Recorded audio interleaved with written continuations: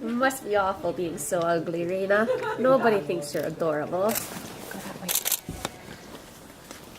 We'd like to announce the arrival of one of our newest animals, and that is Rina. She's a red panda, and she actually came all the way from Japan to come here and live with us and be part of the global SSP program for red pandas.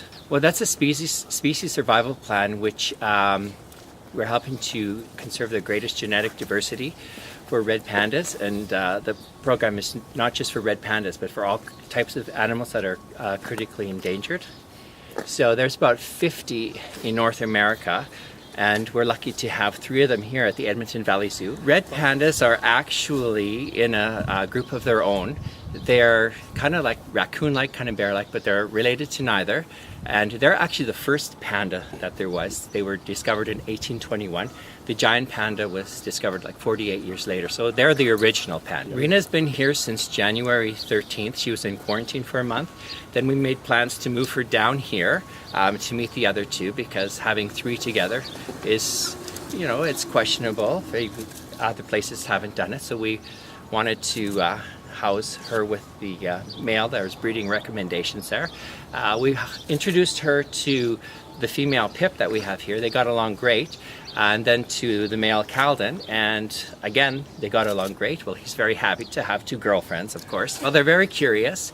The ones that we have, the originals Calden and Pip, they're very friendly, and Pip was actually hand raised, so we can you know, handle her a lot, and we do a lot of training with her and hands-on with her.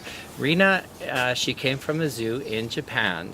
They didn't do a lot of hands-on with her, a lot of training, so she is curious. She'll come over, but you always have to be careful because they have very, very sharp claws that can, you know, dig into you if she decides that she doesn't want to have you around. The females will stay here for their entire life. The male Calden, he may move to another facility.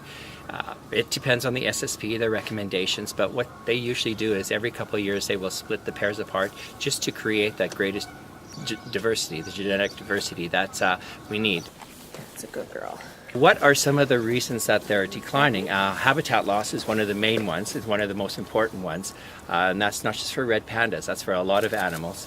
Also, they are hunted as well, sometimes for food, sometimes for their pelt, which is a gorgeous thick red color. They've been used in ceremonial weddings in China, actually, so there's not just habitat loss but also hunting.